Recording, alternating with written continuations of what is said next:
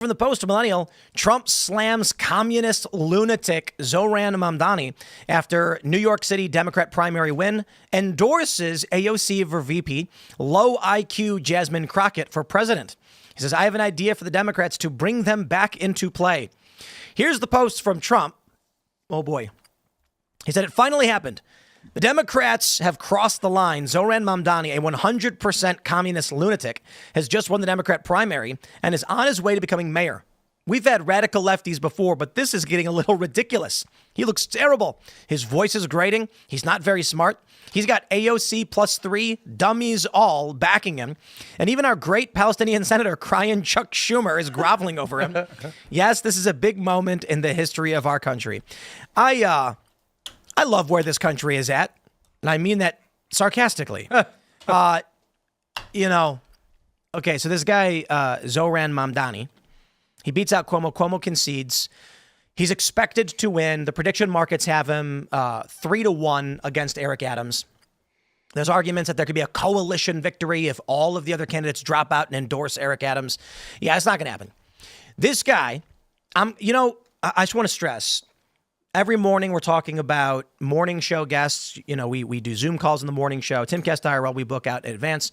And there was a question of should we try and book this guy and have a conversation with him? And I'm like, the challenge with that is that I have to be honest to the audience. Okay. And the moment that I say this guy is either developmentally disabled or evil, I doubt he will want to come on the show. But when you look at his website and his policies, it may as well just say, vote for me and you can have your cake and eat it too. 100%. Literally, it's what it says. Okay. Figuratively, it's what it says. So I don't know that he'll want to come on, but I still hope he does, even though I've insulted him. Well, he could get his free cake from the grocery stores and get a bus ride there as well. Indeed. Yeah. His website is laughably nuts. So, I'm curious, though, is Trump going after him in this way actually going to convince people he's a lunatic, or could it actually entrench the far left into joining Mamdani? It's interesting because you were talking about the party platform of the Democratic Socialist of America, which, by the way, that's the same group that de Blasio comes from. And it's weird because this group is actually infiltrating the Democratic Party. So the Democrats have used these guys for their get out the vote, for the protests, for the grassroots activity, and very successfully. But as a friend of mine likes to say, if you make a deal, if you partner with the devil, you're going to find out pretty soon you're the junior partner. And the Democrats are being taken over by this party. This isn't good. Go ahead. No, go, please. Anyway, so if I'm Adams, here's what I'm doing. I'm running an ad, okay? And the ad has footage of Londanistan, formerly London. And I'm showing the rape gangs, and I'm showing the Sharia law in neighborhoods, and I'm showing all that stuff. And I'm saying, New York, keep going in this direction. This is your future. Well, where you're going. One of the things that Bernie was talking about when they interviewed him about this guy was that he ran a grassroots campaign without ads, and that what Cuomo was doing wasn't working because he was speaking to a voting demographic that just wasn't there, right? Yep. So I don't even know if running ads is really going to work, because the people who have made up their mind, they've already done it, and you're not going to reach them with that type of marketing campaign. Well, what seems to be the most effective is going to a courthouse and fighting cops and then going on TV and then getting invited to a bunch of talk shows by having done it. And I strongly recommend no one do that. However, it appears if you are a Democrat, Trump's DOJ will not criminally charge you if you do. So bravo to the Trump administration for letting Brad Lander off with no charges, even though he fought federal agents and should go to jail for that. I would like you to have him on so you can ask him what defunding the police has to do with queer liberation. He wants to create an LGBTQ council. Like what? Who gets to be on that? Someone Is it a Sharia council? I mean, I don't know. No, but like, here's the thing. If you literally say we're going to create this is communism. This is how they do it. Islamunism. It's communism. What he's saying is we are going to have a governmental body with power so long as you publicly declare you are part of that ideology. So you can call it the Communist Party boardroom in the mayor's office, and then people have to go in, raise the red fist, and then say, I hereby swear allegiance to communism or whatever. Or You can do what they do and say, prove that you're a part of the movement and publicly declare you're LGBTQ, and we will give you political power. There's very little difference other than the words being used. Well, someone posted a picture of Boris Yeltsin visiting the grocery store in America, and he's surprised they're like New Yorkers visiting Hoboken 2 years into Mamdani. Yeah. Well, yeah, the Russians used to say it was capitalist propaganda to be able to just go to a grocery store and get whatever you It's about want. to be New Jersey propaganda. Hoboken, here we come.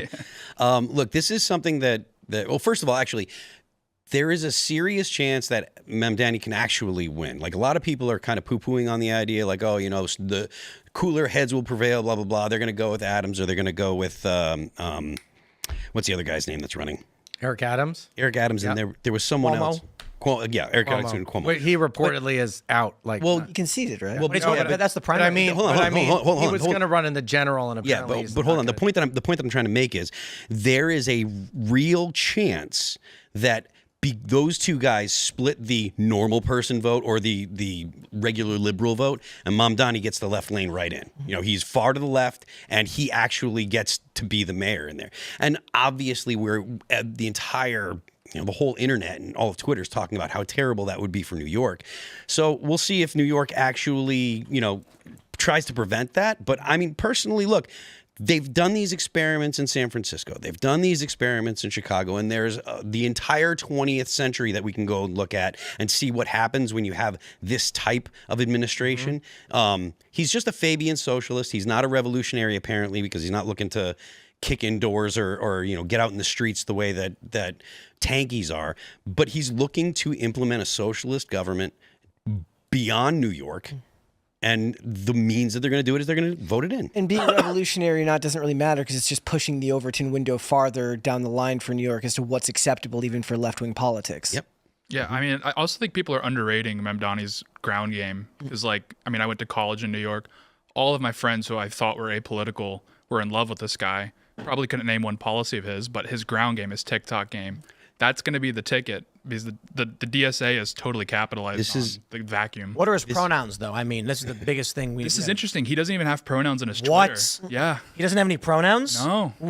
So Look, Well, it worked out for him. he likely will get the same type of treatment that Barack Obama got.